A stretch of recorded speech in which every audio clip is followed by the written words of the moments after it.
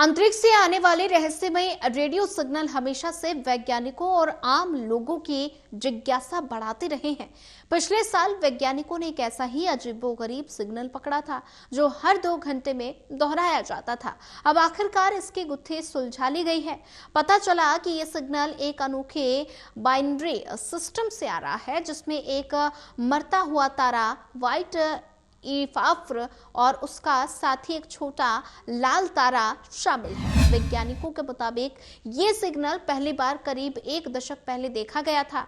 ये हमारी आकाशगंगा की बिग डिपर नक्षत्र की दिशा से आ रहा है। इस रेडियो सिग्नल की खोज एस्ट्रोनॉमर आइरिस डी रुइटर ने की है, जो ऑस्ट्रेलिया की सिडनी यूनिवर्सिटी में शोध कर रही है। और साथ ही उन्होंने 2024 में लो फ्रीक्वेंसी एरे टेलीस्कोप से मिले पुराने डेटा को खंगालते हुए इस सिग्नल पर खोज निकाला है। और ऐसे में लोफर दुनिया का सबसे बड़ा रेडियो टेलीस्कोप है जो बहुत कम फ्रीक्वेंसी वाले रेडियो सिग्नल पकड़ सकता है।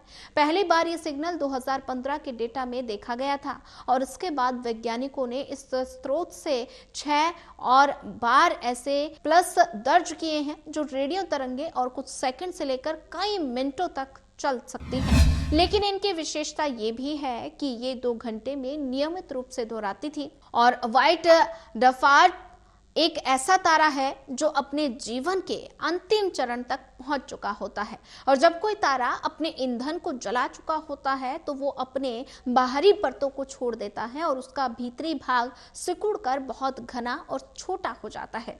ये सफेद रंग का चमकदार बिंदु बन जाता है जिसे व्हाइट डवार्फ कहा जाता है। वैज्ञानिकों को ये सिग्नल ब्रह्मांड में होने वाली एक अन्य घटना फास्ट रेडियो बर्स्ट के समान लगा, और लेकिन दोनों में कुछ महत्वपूर्ण अंतर भी थे।